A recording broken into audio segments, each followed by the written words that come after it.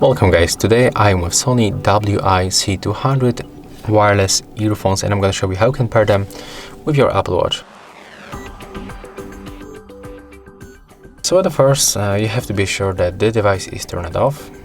You can check it by tapping on volume up or down button, and when this indicator is not going to react, it means that the device is completely turned off.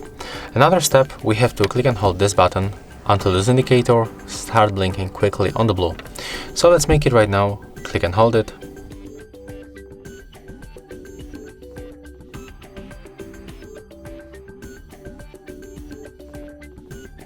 Right now we can release.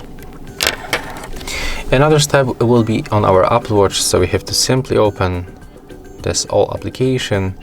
We have to go for the settings, then open Bluetooth.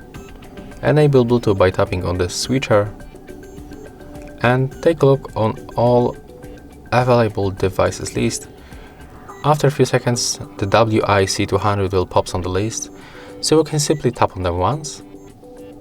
And as you can see right now, we are successfully connected.